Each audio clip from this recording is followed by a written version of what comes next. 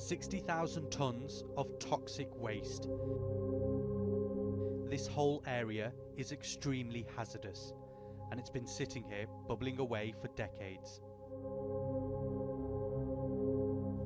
This is an acid tar lagoon, a swamp made up of unmanaged dumped mess from oil refineries near Chester. Just over here we'll find the acid tar lagoon. Local councillor Matt Bryan contacted us to highlight these pernicious pits and their blight on his constituency. It's a toxic waste dump. It's absolutely vile to be around here. There's nothing living in here. Anything that's close to being alive is covered in oil and tar, and it's just a generally disgusting place to be. And as you can see, it's bubbling, the smell is awful, and there's oil leaching out into the ground around us. In the late 1970s, dumping this kind of industrial waste was outlawed, but before that, disused quarries were being filled up with thousands of tons of poisonous gunge, and they're still here today. The Environment Agency claim that the clay bund holds it all in, and as you've seen on the outskirts of the site, even as far as 100 metres away, we've got deep pools of tar, which isn't good for the environment, whichever way you look at it. This is the legacy of bad decision making from the 1960s, and we've got a responsibility to sort it out. This site is far from unique. It's just one part of Britain's dirty secret.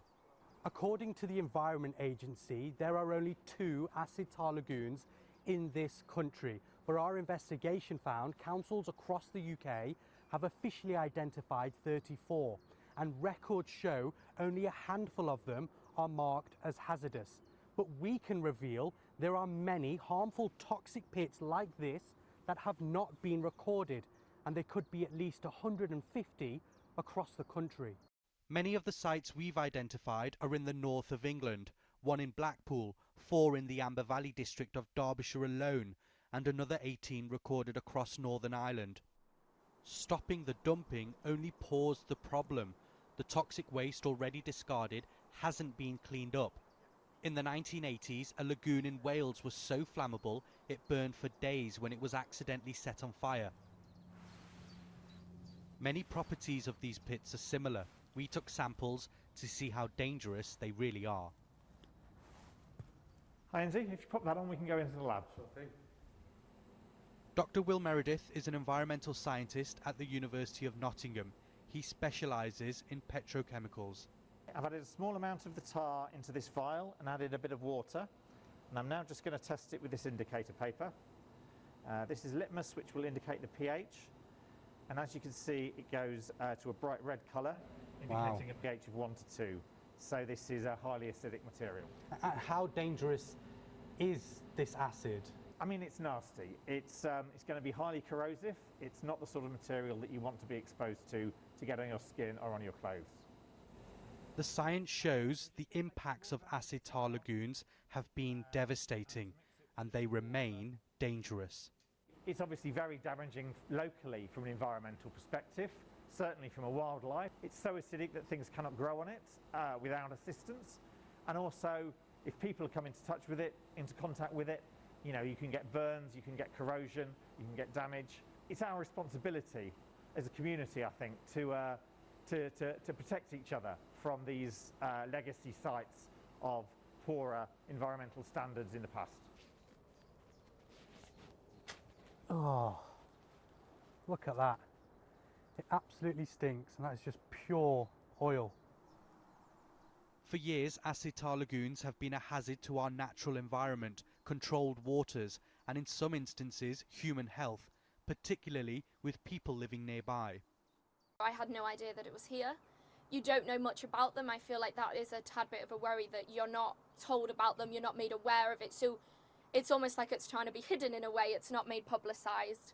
And the fact that there are so many across the country, you know, you would obviously prefer for them to be treated, so it makes it better for the environment and, you know, local wildlife. I mean, I've been here for 4 years now. Don't know too much about it. Obviously I've got kids, so the environment for the health of the kids, it's obviously not great being there. It's literally a few hundred yards down the road, so it's not great for anyone that lives in this area at all. Having poisoned the environment for decades, cleaning them up now will cost tens of millions of pounds.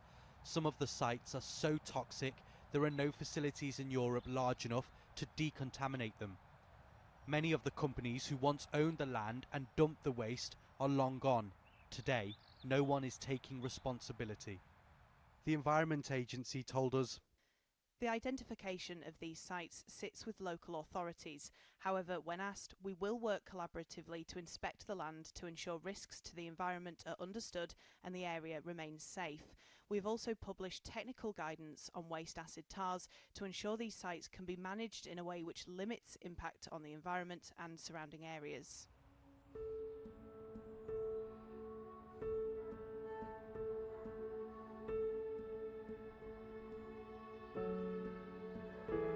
This is what is cleaning up the mess.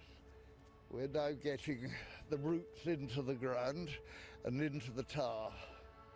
For many years, Dr. Harvey Wood has been investigating acid tar lagoons. At this known site in Derby, he's worked to try and make it safe, but is concerned the national issue is too big.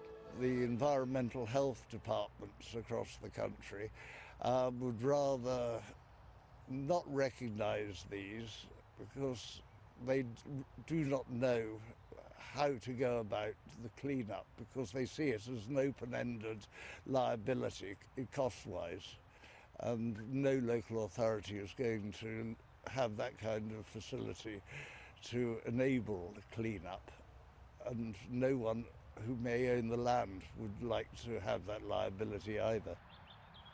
But Dr. Wood has a solution, and one that works. This area used to be an acid tar lagoon, but a sustainable and very natural process means the toxic waste is no more. We wanted to plant willows on the site because we know willows like acid conditions. We covered the tar with a layer of spent mushroom compost. We then planted the willows, and they've rooted into the tar down to 18 inches to 2 feet of the tar in a lot of the areas, and that is now no longer acid.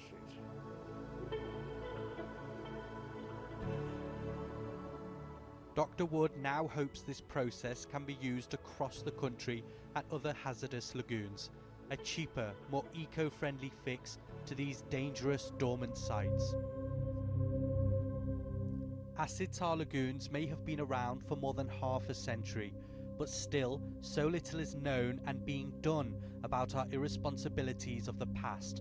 And for a nation that is committed to be a world leader on climate change, accepting this responsibility and clearing up the mess of historical actions will no doubt help that cause